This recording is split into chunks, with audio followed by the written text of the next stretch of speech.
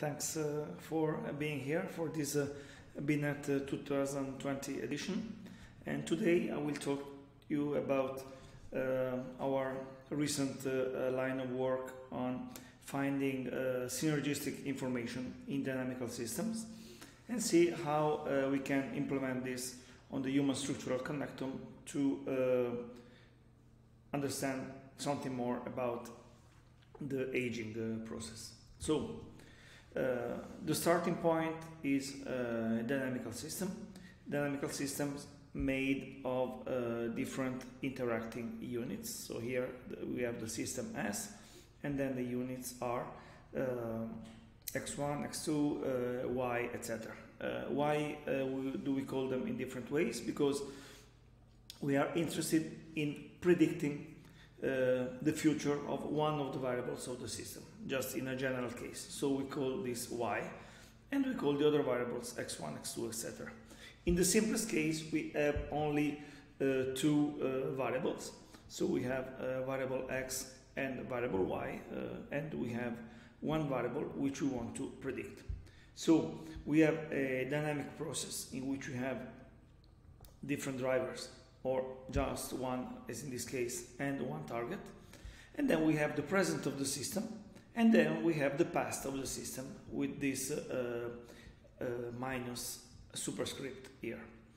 And so if we consider the flow of time, so what we have in the past and what we have in the present, we can study directed dynamical interaction within and between processes in the framework of Granger causality of transfer entropy, so reduction of surprise or reduction of variance of the system. So to understand this a bit more, let's see how we can decompose the information amount in the system. So the information generated by the target system is equal to the entropy of the system, and is the information contained in the present of the process. This entropy can be decomposed in two terms. The first one is the unexplained information about the present of the target given the past of the system, and then the predictive information about y, also called the prediction entropy, which is the information contained in the past of the system that can be used to predict the present of the target. So we have this first decomposition of the entropy in prediction entropy and unexplained information. Now, in turn, the prediction entropy can be further decomposed in two terms. One, only depending on the target time series, on y, and this is called the information storage, or the self-entropy, which is the information contained in the past of y that can be used to predict its own present. And then we have the information transfer, also called the transfer entropy, depending on the estimator that we use. And these terms account for the information contained in the past of x, so of the candidate driver, that can be used to predict the present of y, above and beyond the information already contained in the past of the target. Now, we know that when a system is completely chaotic, there is no transfer of information between target and driver, or vice versa.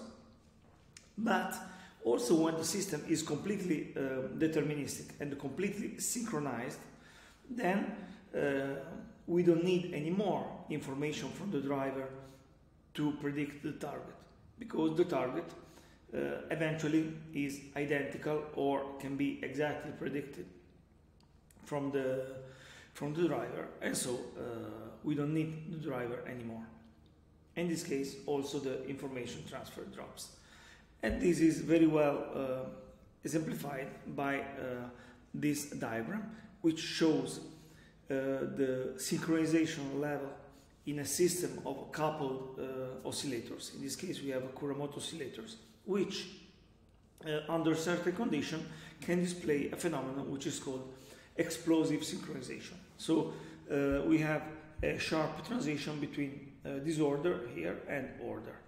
Now, it's not particularly relevant that the synchronization is explosive in this case, but it helps because we see that in purple we have the information transfer, so the total transfer entropy in the system, and we see that, as expected, the transfer entropy in the system peaks at the moment of the synchronization, and then it drops as expected, because when the system is completely synchronized, we don't need any more or we need much less the driver to predict the target. Now,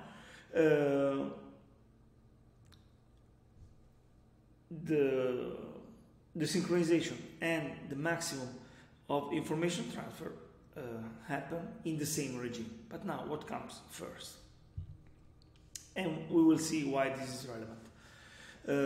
An example of transition between order and disorder is the classical ISING model. It's a model designed to explain the magnetization properties of a system. So, as a function of the temperature. So, when the temperature tends to infinite, so the system is chaotic and the magnetization flips randomly.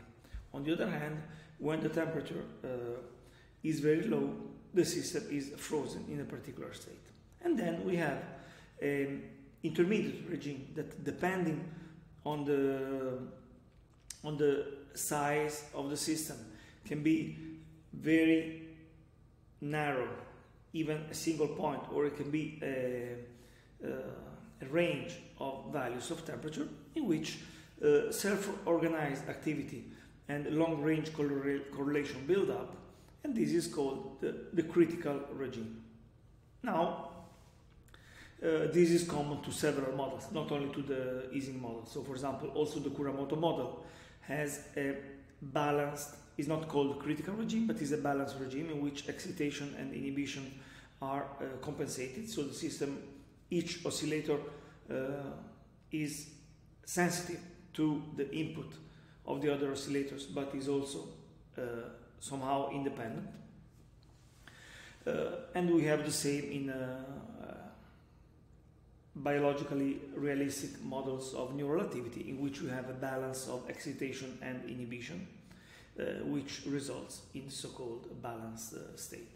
So all these states have in common that interesting stuff from the point of view of physics, from the point of view of biology, happen there.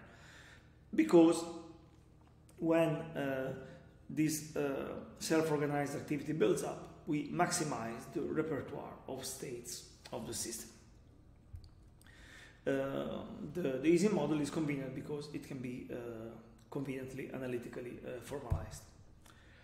And also the ISING model has been studied beyond ferromagnetism, and it has been used to model, for example, polarization of discourse on social media, which is very relevant nowadays, but also transition from disorder to order, which can happen either in financial markets when we have a crash of the market, or in epileptic seizures in the brain, or when a healthy political system turns out into a regime, if you want.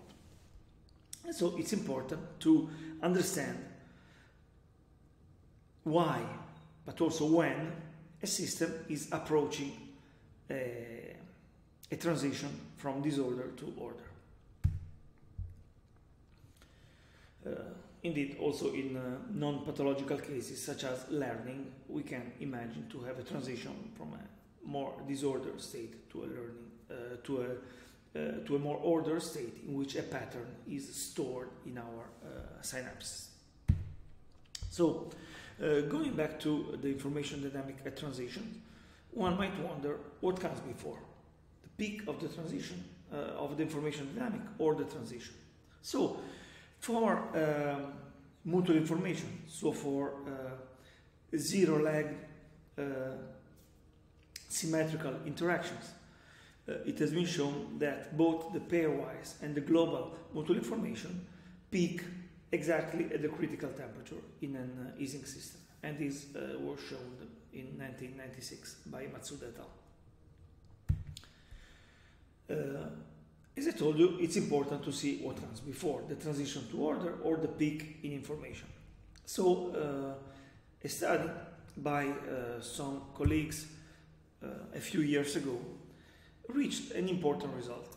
So the global transfer entropy, so we have here on the left the pairwise transfer entropy and on the right the global transfer entropy of the system, peaks in the paramagnetic phase.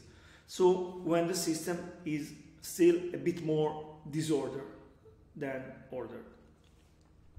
And this is an important result because since typically the transition is between disorder and order, we have a kind of a warning sign of an incoming transition to the order.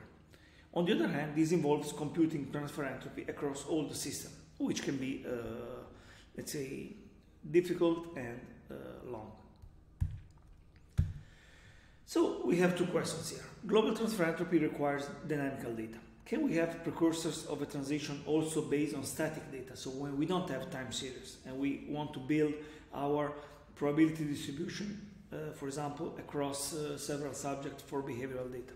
And the second question is, do we really have to measure all the variables, or we can build precursors based on a small number of variables, as few as 3, for example. And so, in this sense, we use the framework of partial information decomposition, in which we can have distinct non-negative measures of redundancy and synergy existing in the system, accounting for the possibility of both of them to exist. To obtain the components of the partial information decomposition, we need 4 relationships. And so we have, in a system of 3 variables, if we go back to our previous scheme, we have the total system, then we have the unique information from driver 2 to the target and the unique information from driver 1 to the target, and then we have this overlapping part, which is the redundant information, and then we have this part, which is the synergistic information. On the other hand, the unique plus the redundant information is the actual transfer entropy. So we have the global transfer entropy here, and then we have the transfer entropy from variable 1 and the transfer entropy for variable 2. By defining the redundancy as the minimum of the 2 individual transfer entropy, we make sure that the redundant transfer entropy is independent of the correlation between the source process, because we can always have a process that we don't measure which produces some redundancy. And so in this case, we can compute partial information decomposition in 2 scenarios. The first one, not conditioning on the past, so instantaneous relationship, also suitable for not time series, so behavioral data, etc. Or we can condition on the past in the lagged example. So what we showed recently is that is the synergy which peaks in the paramagnetic phase, both for the instantaneous and the lagged partial information decomposition. The redundancy peaks at the information at the critical point. On the other hand, the synergy peaks before that. And on the other hand, the synergy peaks approaches the critical value as the amount of synergy decreases. So when the target is the spin 1, 2 and 3 will be very synergistic towards 1. On the other hand, 3 and 6 will be rather redundant. And this is indeed what happened. The peak of 2 and 3 is before the critical temperature, and then on the other hand the peak approaches the critical temperature when synergy decreases and the redundancy increases. Now let's implement this on the structural connectomes obtained by diffusion imaging of almost 200 subjects with an age range from 5 to 85 years. So we ask, does the synergy still peak before the critical point in this network, which is a non-uniform one? Are the hubs of structural connectivity also hubs of synergy? And is there association with age? And so indeed, we see that the hubs of structural connectivity are not among the nodes towards which synergy is highest. So there is somehow a nonlinear relationship between node strength and incoming synergy, a threshold-like behavior between a centrality and incoming synergy, and the same for closeness. On the other hand, the hubs for incoming synergy are different than the hubs of degree centrality, so with more nodes. On the other hand, if we correlate the synergy with age, we have localized clusters of both positive associations in these red regions and negative association in these blue ones. On the other hand, in some region, this association is continuous with age, like here. On the other hand, this association shows two regimes, a growing or a decreasing regime, and then a plateau after the age of 30 or so, which resonates with some other work on maturation of faculty and association with structural connectivity. So, to conclude, the physical quantity that actually acts as a transition precursor is the synergy. The total amount of information transfer is maximized at criticality when ISING spins are connected according to the structural connectome. The ratio between output and input information also has a maximum, but we didn't talk about this here. This valuable marker can be found considering as few as 3 variables, and we don't need necessarily lagged correlations. And then implementation of the human connectome show differential association with age. So basically, we show that if the structural connectome was the only parameter related to age, because then the ISING model is not a biologically inspired model or so. So the only biologically related quantity is the synergy, is the structural connectome. So if that was the only variable associated with age, then we would have this association with age if we look at the synergy developing in the system. So this is, of course, only a reductive way, but is a way to start to dissect different contributing phenomena to aging in a complex system such as the brain.